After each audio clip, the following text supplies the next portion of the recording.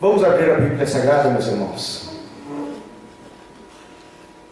Evangelho segundo escreveu João, capítulo de número 17. Ministério Infantil, a irmã Gabriela já estará ali subindo com os nossos pequeninos. Parece que hoje apenas as nossas pequeninas.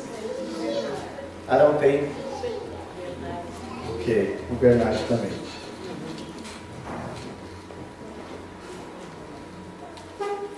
Vamos colocar de pé?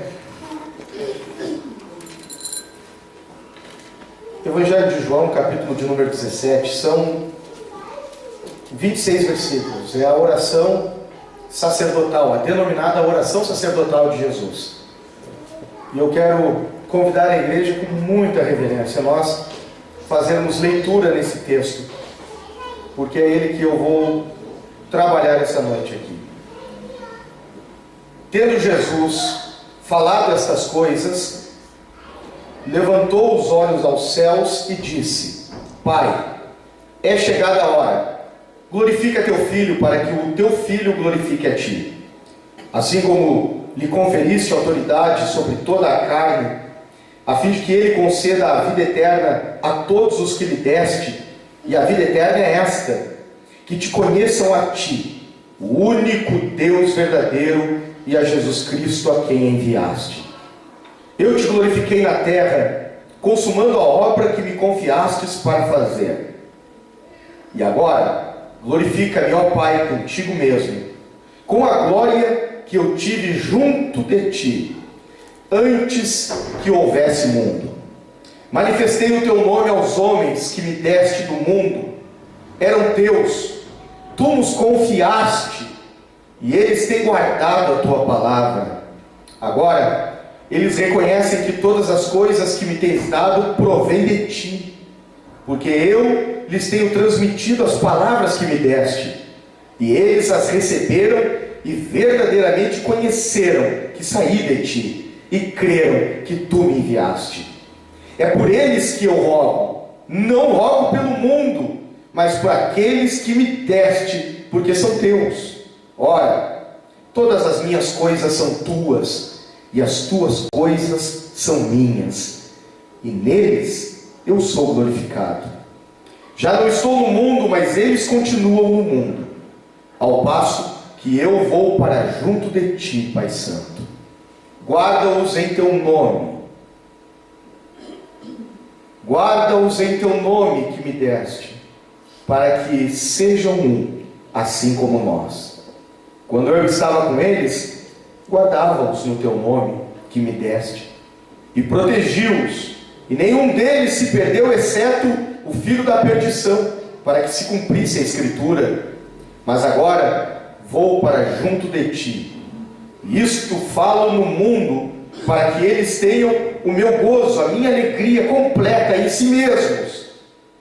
Eu lhes tenho dado a tua palavra, e o mundo os odiou, porque eles não são do mundo, como também eu não sou. Não peço que os tires do mundo, e sim que os guardes do mal. Eles não são do mundo, como também eu não sou. Santifica-os na verdade, a tua palavra é a verdade. Assim como tu me enviaste ao mundo, também eu os enviei ao mundo.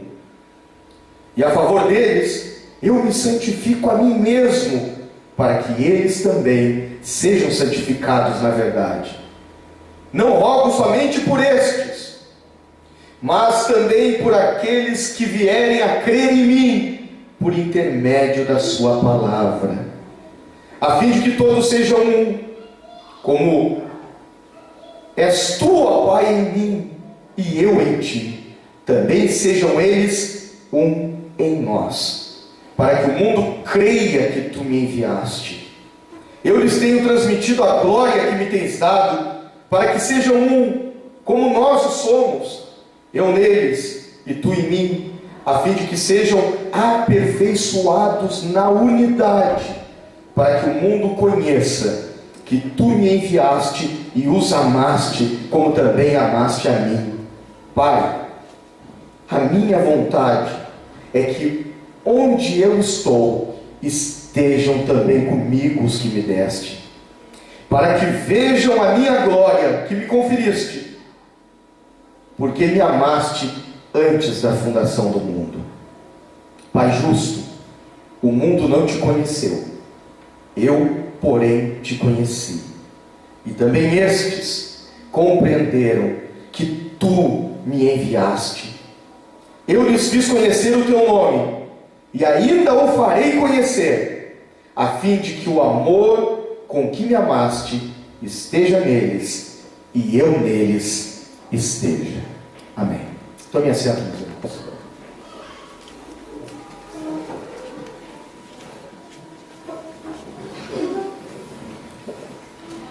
Sem a menor dúvida,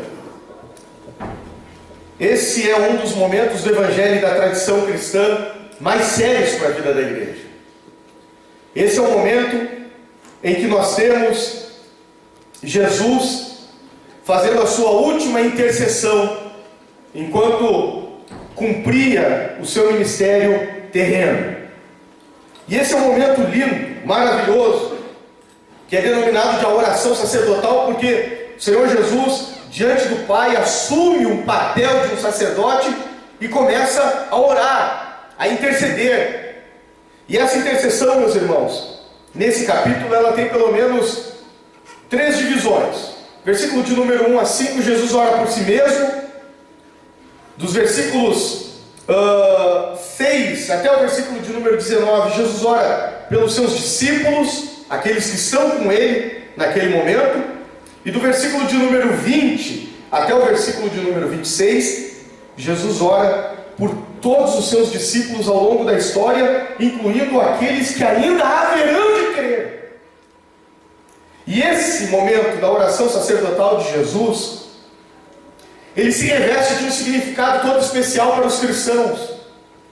Porque nesse momento em que Jesus ora e fala com o Pai, depois de ter ensinado acerca do Espírito Santo e ter dito aos seus discípulos: eu vou para o Pai, mas vocês não ficarão órfãos, o Consolador virá. Depois de Jesus ter ensinado aos seus discípulos que a sua continuidade, a sua caminhada histórica continuaria, mas Deus continuaria com eles, Jesus agora, nesse capítulo que nós lemos, intercede, ora. E é lindo perceber, meus irmãos, que Jesus, que fala do Pai aos homens, agora fala dos homens ao seu Pai. E essa aqui é uma das lições que eu quero inicialmente extrair, dizendo para os irmãos que nós, como cristãos, quando pregamos o Evangelho, quando falamos de Deus aos homens, temos que imitar Jesus também, falando dos homens a Deus. Ore, fale com o Pai, apresente ao Pai. Muitos cristãos vivem uma vida de um ateísmo prático. Não é um ateísmo confessional, eles não se declaram ateus, mas eles praticam um ateísmo, porque vêm à igreja, cantam louvores, leem a Bíblia, mas na hora de tomarem as decisões mais sérias da sua vida, não oram, não gastam tempo, não investem tempo, um tempo sacro, santo, em comunhão com Deus. Agem nas suas vidas como se fossem os soberanos da sua existência, assumindo as rédeas da sua existência e dando a toada da sua caminhada existencial como se Deus não existisse. Isso é um ateísmo prático.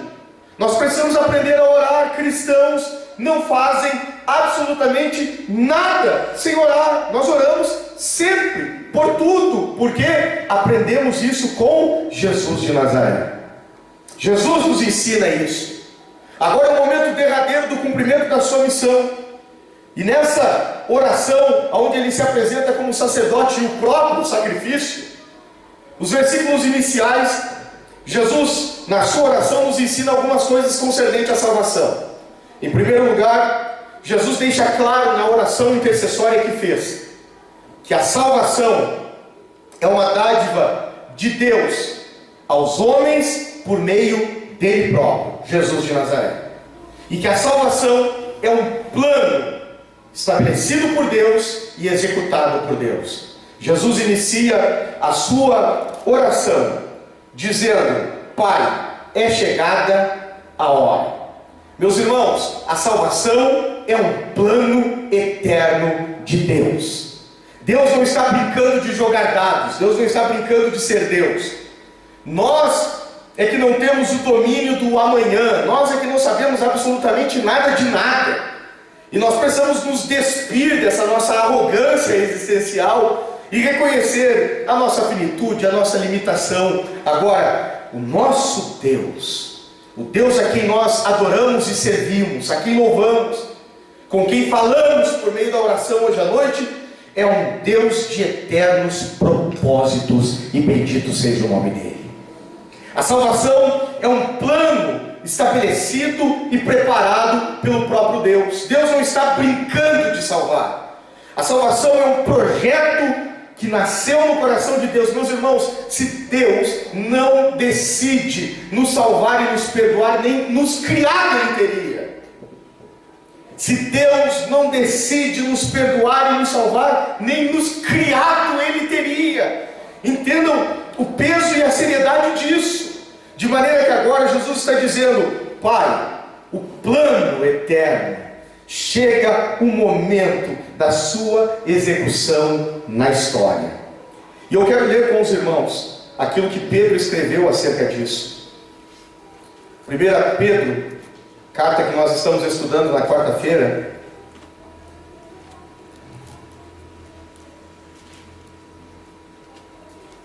capítulo de número 1, o versículo de número 18. 1 Pedro, capítulo 1, versículo de número 18 em diante. Olha o que diz o apóstolo Pedro sobre isso.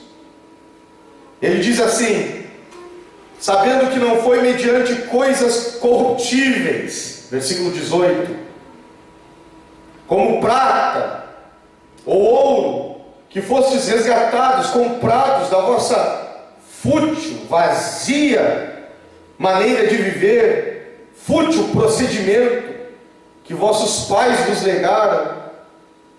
Versículo de número 19: mas pelo precioso sangue, como de cordeiro sem defeito e sem mácula, o sangue de Cristo. Esse é o preço do nosso resgate, da nossa salvação. Versículo de número 21. Versículo de número 20, perdão. Conhecido com efeito, antes da fundação do mundo, porém, manifesto no fim dos tempos, por amor de vós. Deus é um Deus de planos, e os seus planos são levados a efeito. Jesus ora dizendo: Pai, é chegada a hora de o plano da redenção ser consumado. Jesus é a oferta pelo nosso pecado. Jesus é o preço pelo nosso resgate. Nenhum de nós aqui essa noite pense que pode agradar a Deus fora de Cristo. A humanidade está dividida entre os que estão em Cristo e os que não estão em Cristo.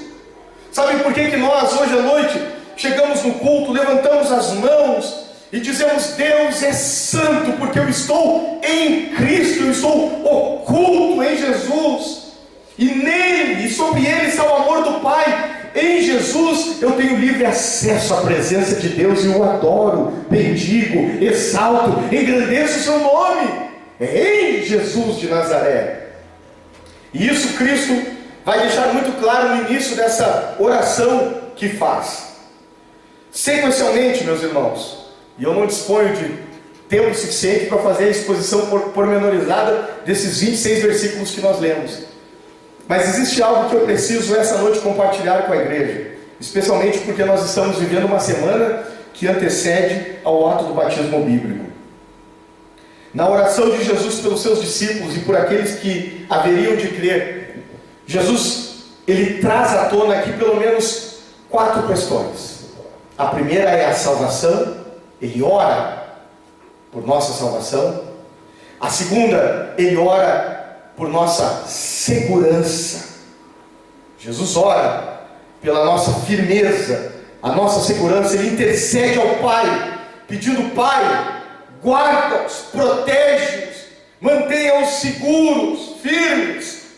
Ele ora por nossa santificação e Ele ora por nossa unidade. Ele ora por nossa unidade. E são essencialmente esses 4 pontos que eu quero trabalhar hoje à noite aqui. Como igreja, nós precisamos entender, meus irmãos, que a nossa salvação é fruto de uma ação e de uma obra de Deus. Ninguém se sinta bonzinho hoje à noite aqui. Ninguém se sinta assim, alguém que estava caminhando no céu e aí escorregou lá e caiu aqui no meio dos pecadores, né? Não. O pecado nos nivelou a todos por baixo. O pecado nos sentenciou a uma situação degradável, deplorável, triste, abominável. A nossa natureza pecaminosa, de forma indiscutível e inevitável, nos inclina, nos empurra, nos impulsiona para o mal, para a malignidade. O nosso coração ele é corrupto desde sempre. Os lampejos de bondade que nós temos são frutos do imago Dei, da imagem de Deus que foi arranhada pelo pecado lá no Éden. De maneira que o que nos resta é ser salvos. Quando nós falamos, e quando a igreja proclama a salvação, ela está dizendo que há uma necessidade de salvação porque nós estamos vivendo uma realidade de condenação, de perdição. E meus irmãos, isso não é brincadeira, isso é sério. Nós estamos anunciando aos homens a necessidade de serem salvos porque estão em um estado de condenação. Agora, bendito seja Deus, que a nossa salvação é uma obra da graça poderosa do nosso Deus. E louvado seja o nome de Deus por isso. Jesus diz na sua oração que essa é uma obra levada a efeito pelo próprio Deus. Essa é uma obra onde o agente principal da salvação é o próprio Deus. Nós, se dependêssemos de nossa natureza pecaminosa e de nosso coração corrupto, não buscaríamos a Deus. Mas Deus, que é riquíssimo em misericórdia, Ele vem ao nosso encontro. Bendito seja o seu nome. E Ele sabe como nos encontrar. E Ele sabe aonde nos encontrar. E Ele sabe o momento de nos encontrar. E meus irmãos, uma vez que Ele nos encontra na caminhada da existência, a nossa vida nunca mais é a mesma. E Jesus diz, falando com o Pai, estes que me deu. Não pense em você, que o Evangelho aconteceu na tua vida assim por algo gratuito. Não pense você, que de repente a tua vida começa a ser cercada por essa coisa de palavra de Deus, de Jesus de Nazaré, de igreja. Que isso assim é fruto da circunstância, da coincidência existencial. Essa noite eu vim dizer a você que não. Isso faz parte de uma conspiração divina muito antiga. Isso faz parte de um projeto de Deus muito antigo. Deus, na sua infinita misericórdia e graça, já havia determinado te encontrar, te alcançar e te cercar com a graça dele. É por isso que nós não conseguimos explicar, meus irmãos. A obra da regeneração é um milagre. A palavra de Deus é pregada, um ouve e não faz a menor diferença. Outro ouve e a alma treme, o coração se quebranta. A palavra de Deus invade o coração de maneira que aquilo faz toda a diferença. Isso é a obra do próprio Deus. É o próprio Deus que muda o nosso coração e nos põe de joelhos diante da presença dele. Essa noite eu quero dizer à igreja que aqui está, e prego isso com muito temor e tremor. Essa noite você está aqui ouvindo a palavra de Deus e o texto sagrado é aberto diante dos seus olhos, e você diz, faz sentido, é verdade, é a palavra de Deus, alimenta a minha alma. Eu quero dizer a você, isso é uma obra do próprio Deus na tua vida. Receba isso com ações de graça e diga, Deus bendito, eu te louvo, porque reconheço que essa é uma obra que somente as tuas mãos podem fazer no meu coração e na minha vida. Bendito é o nome de Jesus por isso.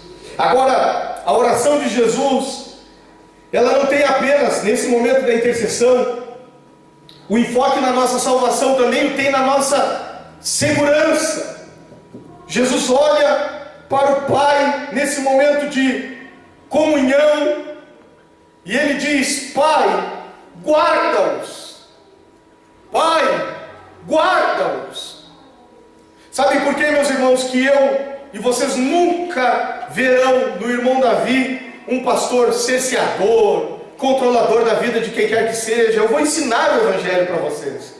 Eu vou ensinar, eu vou aconselhar. E na maioria das vezes, quando vocês me derem liberdade para isso, até porque eu sou extremamente preocupado em não ser invasivo com ninguém. Ao mínimo sinal de reclusão, eu espero, eu oro. Vocês nunca me verão preocupados em cerceamento do rebanho, em controle das pessoas. Não, jamais. Sabem por quê? Porque eu entendo que, como um pastor, a minha vocação é cuidar de algo que não é meu. A igreja pertence a Jesus de Nazaré. E sabem quem é que mantém a igreja? Sabem quem é que sustenta a igreja? Sabem quem é que cuida da igreja? É o próprio Deus que faz isso. Jesus orou ao Pai dizendo e pedindo: Pai, guarda-os, guarda-os, guarda-os do mundo. Eles estão no mundo, mas não são do mundo. O mundo me odiou e vai odiá-los também. Pai, guarda-os. Sabe, meus irmãos, que em alguns momentos a gente olha para alguns irmãos e vem assim uma preocupação. Mas eu sei que não existe preocupação humana que se compare ao cuidado e ao zelo que o próprio Deus tem em cuidar do seu povo. Jesus de Nazaré ora ao Pai pedindo que Ele guarde e fortaleça o seu povo. Eu quero dizer à igreja hoje à noite aqui: a igreja é um projeto indestrutível. Ninguém pode destruir a igreja. Ninguém pode aniquilar a igreja. Ninguém pode exterminar a igreja. A igreja é um projeto indestrutível. Jesus disse, Mateus capítulo de número 16: eu edificarei a minha igreja, e as portas do inferno não prevalecerão contra ela. Sabe quem é que conduz esse rebanho? Sabe quem é que nos garante uma caminhada de chegada aos céus? É o próprio Deus. Jesus orou por nós dizendo: Pai, guarda-os, protege-os, fortalece-os. Nós muitas vezes ignoramos isso. Nós pensamos que a oração mais forte, a intercessão mais eficaz, mais urgente, é aquela que o pastor vai fazer por nós, aquela que um irmão piedoso fará por nós. Essa noite eu quero dizer à igreja: antes de qualquer irmão piedoso, de qualquer pastor piedoso orar pela igreja, Cristo, aquele que fundou a igreja, foi o primeiro que intercedeu por ela. Bendito seja o seu nome.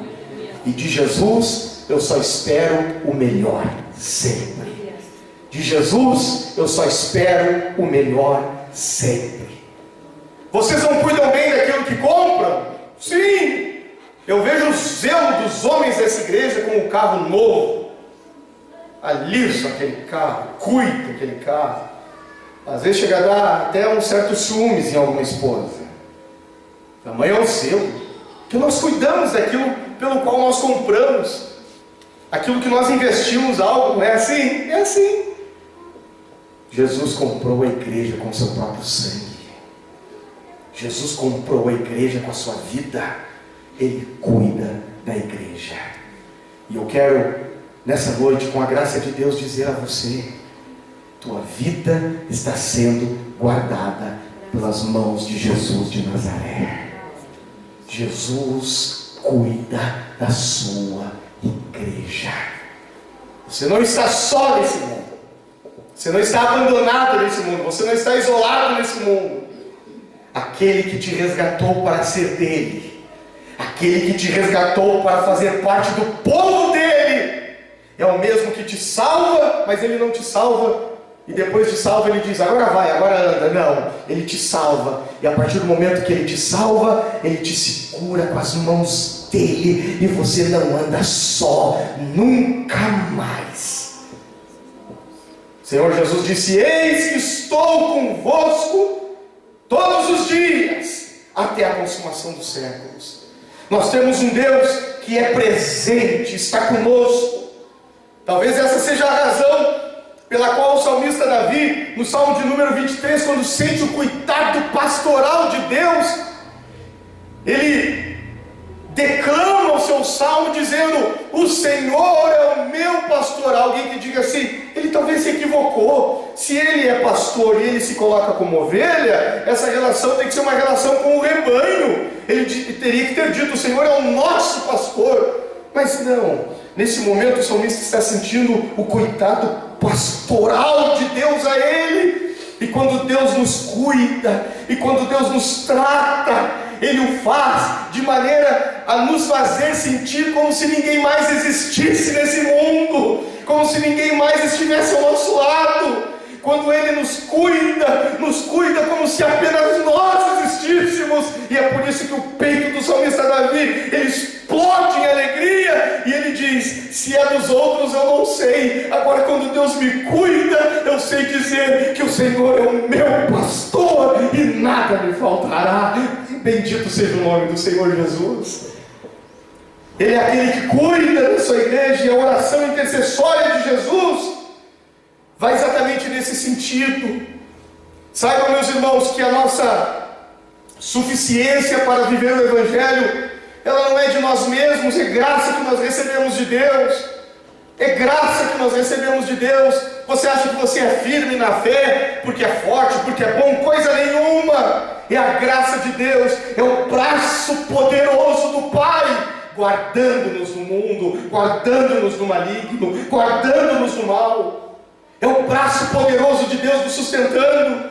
Não pense você que está de pé por causa da tua própria força. É a graça de Deus nos fortalecendo, é a graça de Deus nos guardando. Bendito seja o nome do Senhor Jesus.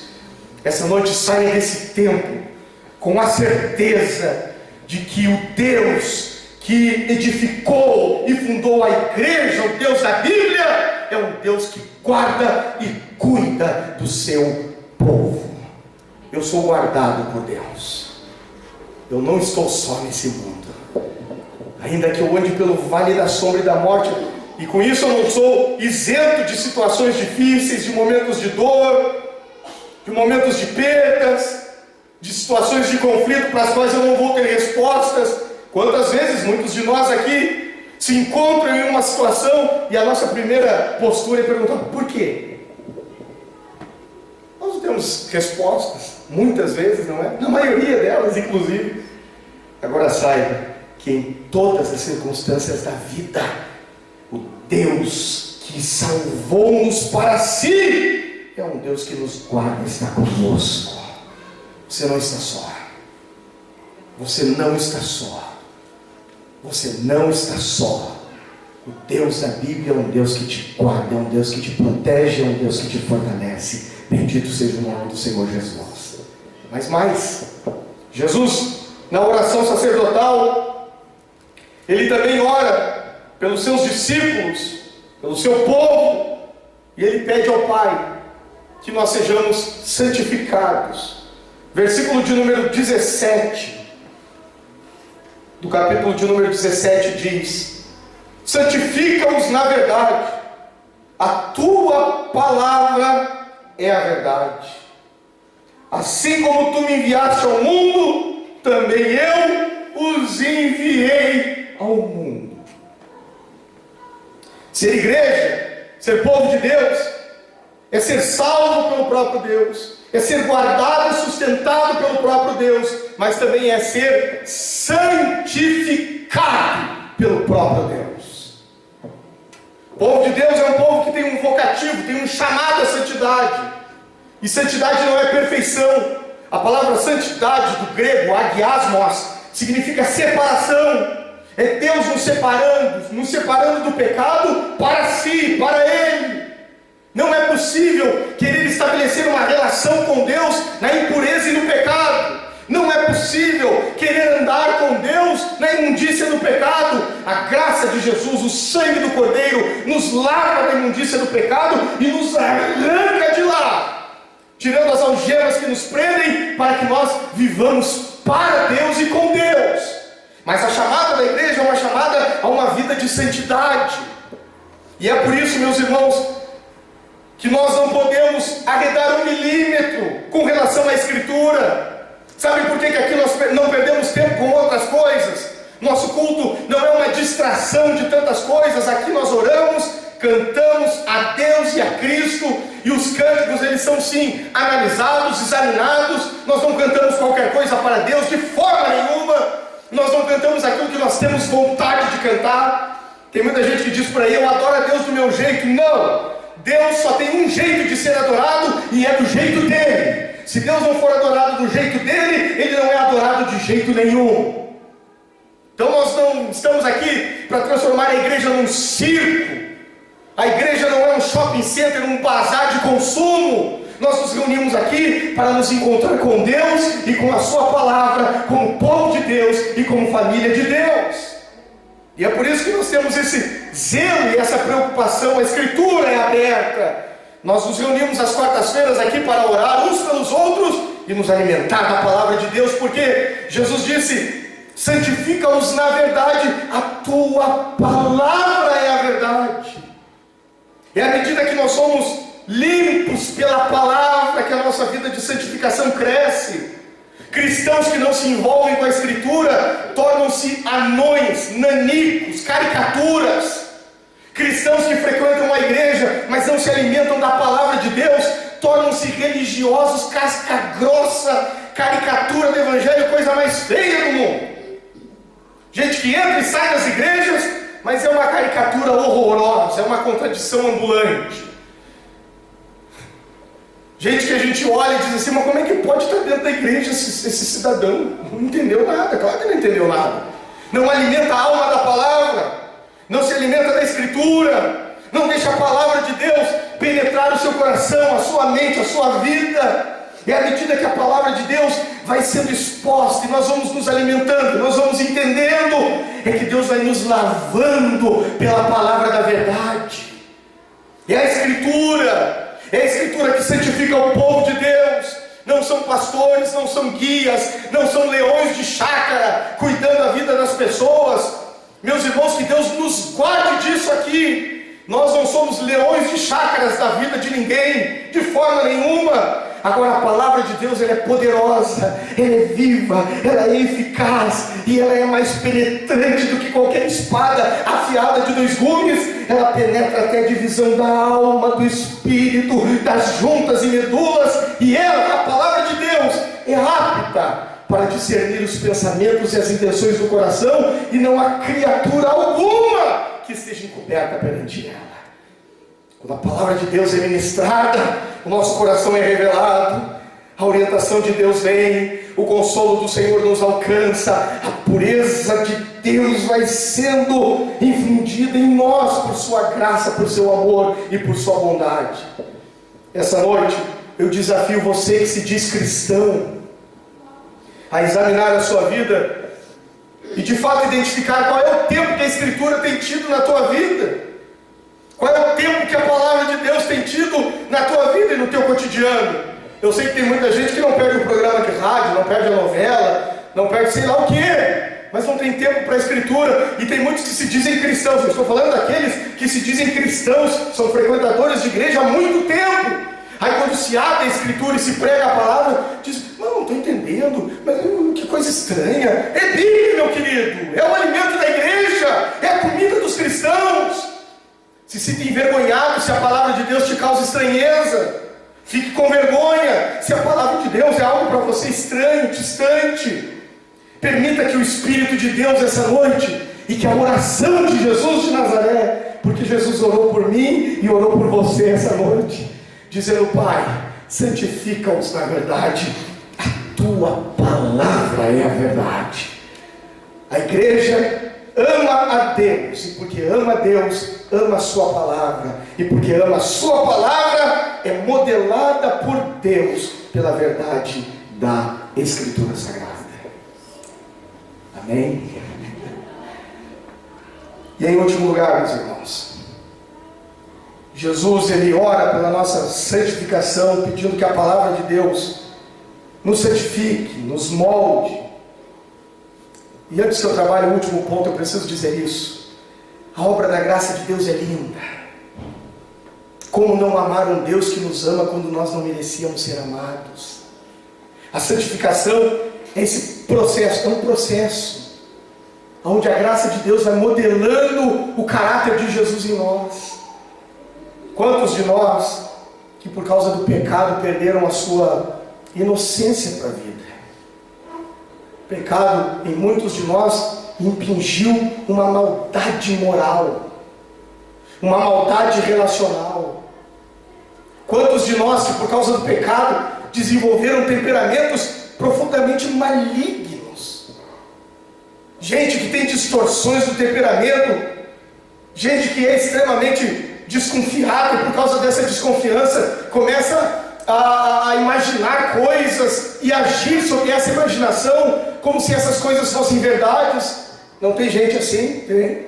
Na igreja tem? Oh, tem. Tem. Assim não. E que bom que estão aqui. E que bom que estão aqui sendo santificados pela palavra. Agora a beleza do Evangelho da Graça é que Deus pega essa massa caída, apodrecida pelo pecado, e a palavra de Deus vai nos moldando. A palavra de Deus vai nos limpando. A palavra de Deus vai nos moldando. A palavra de Deus vai nos transformando. A palavra de Deus vai nos limpando. A palavra de Deus vai nos libertando. E de repente nós começamos a ter posturas da vida muito diferentes. Aquele coração rancoroso, que dava a resposta na hora, olho por olho, dente por dente, comigo não tem. De repente, na caminhada cristã, à medida que a palavra vai te impactando, vai te envolvendo, vai te limpando, você começa a dar uma resposta de misericórdia, de perdão, até se assusta. Não sou eu. Essa não sou eu. Esse não sou eu. Tendo misericórdia, tendo perdão, tendo compaixão. Esse é o poder do Evangelho de Jesus. Às vezes gente imunda do ponto de vista moral, gente que o pecado impregnou o seu coração de uma maldade tamanha que não consegue olhar para as relações humanas, que sempre tem uma segunda intenção. O Evangelho é maravilhoso, sabe por quê? Porque a graça de Deus nos resgata desse lamaçal de lodo, dessa piscina de sujeira e podridão, e a palavra de Deus vai nos limpando. Aleluia. O Evangelho vai nos modelando, e de repente nós começamos a desenvolver um olhar de pureza para a vida, que a gente diz: de onde é que saiu isso? Eu digo para você hoje à noite, isso saiu da graça de Jesus e do poder da palavra de Deus na tua vida. Esse é o caráter de Jesus nascendo em você. Isso é Cristo sendo gerado na tua vida. Esse impulso de pureza, de santidade, de verdade, de misericórdia, de amor, é a obra da graça de Deus na tua vida. Isso não vem de vós, é dom de Deus. E em último lugar, na oração intercessória de Jesus, ele diz, no versículo de número 18: assim como tu me enviaste ao mundo, também eu os enviei ao mundo, e a favor deles eu me santifico a mim mesmo, para que eles também sejam santificados na verdade. Não rogo somente por estes, Pedro, João, Tiago, mas também por aqueles que vierem a crer em mim por intermédio da tua palavra.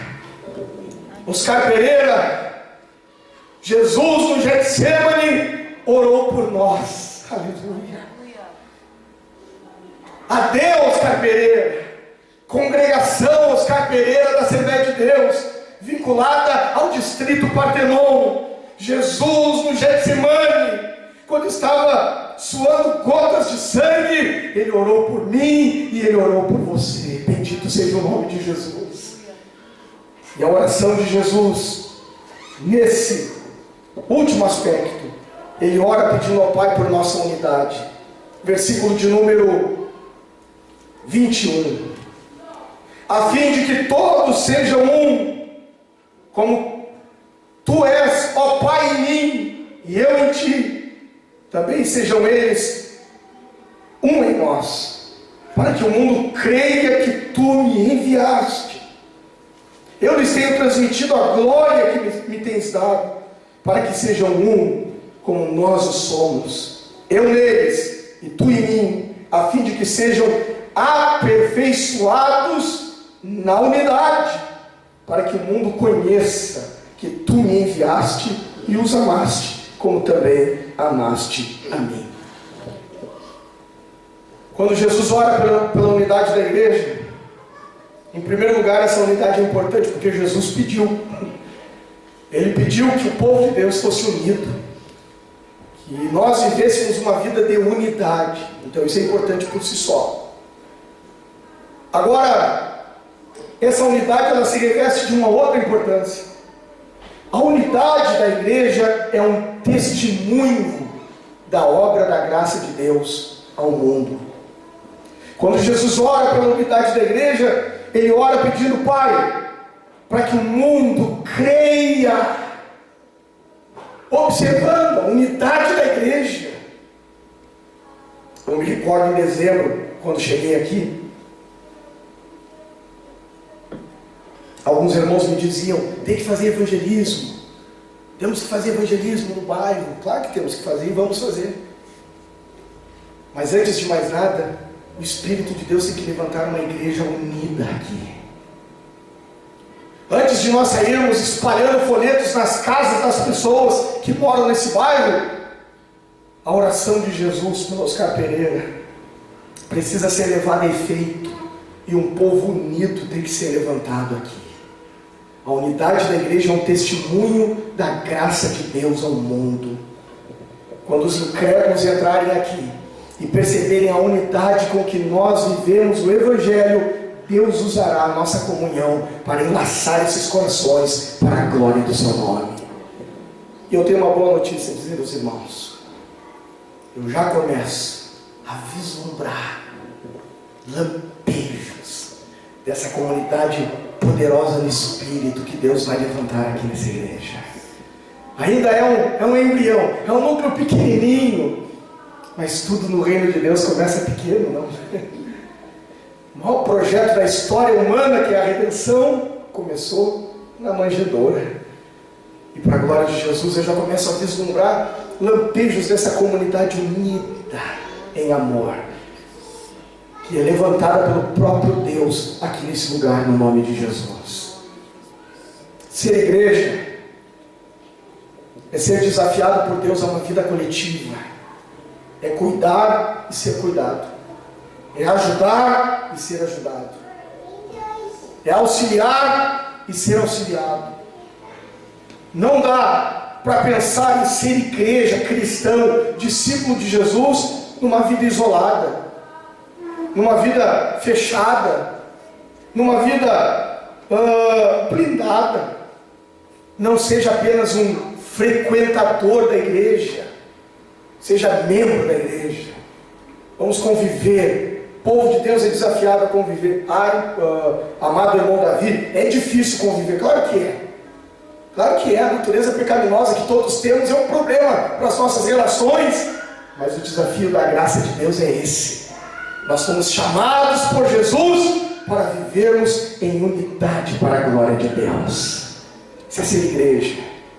Eu quero ler com a igreja hoje à noite aqui Provérbios, capítulo de número 18, e o versículo de número 1. E eu já estou me encaminhando para o encerramento. Tá bom de pregar, não sei se está bom de ouvir, mas tá bom de pregar, Jonathan. Provérbios capítulo de número 18, versículo de número 1. Olha o que diz Salomão: busca o seu próprio desejo aquele que se separa, se isola, se fecha. Este se insurge, se levanta contra a verdadeira sabedoria. O isolamento é uma atitude anticriacional. Deus não nos criou para o isolamento. Deus não nos criou para a solidão. Deus nos criou para sermos seres relacionais. E na igreja isso toma as proporções ideais da graça redentora do Senhor nosso Deus. Não se isole, não se feche, não fique trancafiado. Não vista esse colete à prova de bala dizendo, não, eu vou viver a minha vida. Permita que a graça de Deus, e Jesus orou por isso. Arranque esse teu colete à prova de bala. Aprenda a te relacionar, aprenda a dividir a vida. Aprenda a abrir, não é apenas a porta da tua casa, mas aprenda a abrir o peito na convivência da família de Deus. Saiba que Deus, na sua infinita graça na igreja, preparou gente para caminhar ao teu lado e te ajudar a viver a vida cristã e a te tornar mais parecido com Jesus de Nazaré. Jesus orou pela nossa unidade. Oscar Pereira, quem tem ouvidos, ouça o que o Espírito diz à igreja. Nós precisamos viver a unidade da fé, porque é na unidade da fé que nós vamos impactar e alcançar esse bairro que nos cerca para a glória do nome do Senhor Jesus. Vamos nos colocar de pé.